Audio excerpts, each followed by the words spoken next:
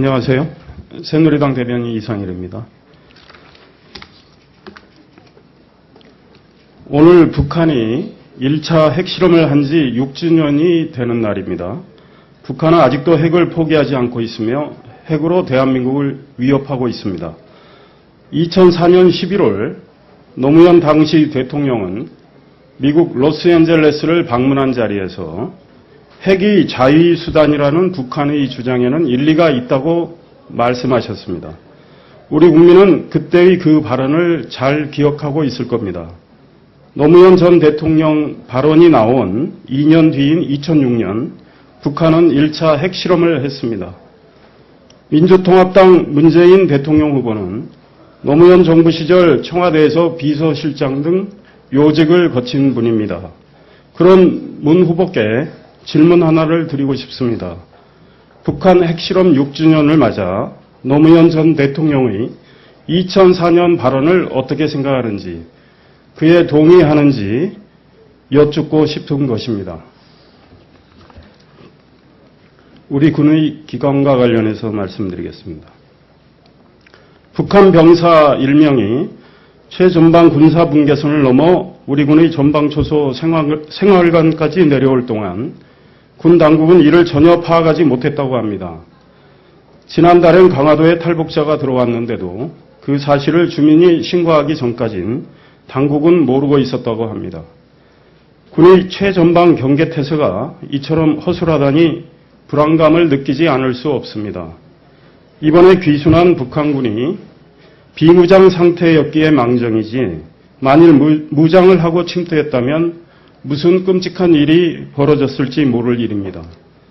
북한엔 김정은 체제가 들어섰지만 그들이 변했다는 신호는 어디에도 없습니다.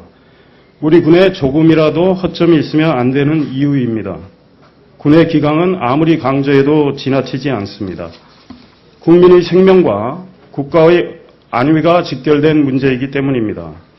군 당국은 전방의 경계태세에 왜 구멍이 생겼는지 철저히 점검하고 이런 일이 다시는 발생하지 않도록 장병의 기강과 경계태세를 강화해야 할 것입니다. 안철수 후보에 대해서 말씀드리겠습니다. 안철수 무소속 대선 예비후보는 그의 책 행복바이러스 안철수에서 할아버지로부터 받은 50만 원 통장이 유산의 전부라고 말했습니다.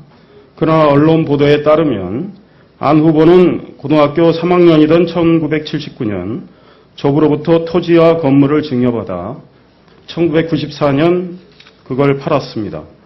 안 후보 측 금태섭 상황실장은 1979년의 일이고 돌아가신 조부가 한 일이어서 경위를 알 수 없다고 했습니다. 안 후보의 조부는 1984년에 별세했으며 안 후보에게 물려준 부동산이 매각된 시점은 1994년입니다. 매각이 조부가 별세한 뒤에 그리고 안 후보가 30세를 넘은 시점에서 이루어졌는데도 안 후보가 몰랐다면 그의 부모가 대리로 매각했을 가능성도 있습니다. 부동산을 매각할 때는 본인의 동의, 인감도장, 인감증명서 등이 필요했을 텐데 안 후보가 몰랐다면 부모나 다른 누가 안 후보의 동의도 없이 위법적으로 해당 서류를 만들어 팔았다는 이야기가 됩니다. 안 후보는 이런 문제에 대해 납득할 수 있는 해명을 해 주시기 바랍니다. 내곡동 사저 문제에 대해서 말씀드리겠습니다. 대통령 내곡동 사저부지 매입 사건 수사를 지휘했던 최교일 서울중앙지검장이 대통령 일가가 부담스러워 사건 관련자에 대해 배임죄를 적용하지 않았다고 발언했다가 곧바로 그런 취지로 말한 것이 아니다라고 해명했다고 합니다. 대통령이 연관된 사건을 수사했던 검찰의 고위 관계자가 오해를 살 수 있는 발언을 한 것은 유감스러운 일입니다.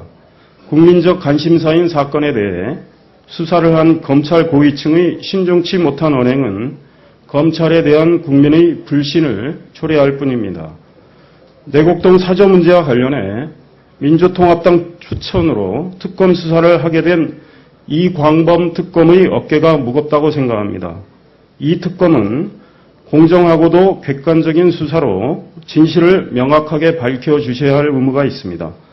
민주당이 추천했다고 해서 민주당의 눈치를 보는 등 정치적 중립을 지키지 못한 채 정략적인 수사를 한다면 이광범 특검 역시 국민의 신뢰를 잃을 것이라는 점을 명심해 주시기 바랍니다. 이상입니다. 감사합니다.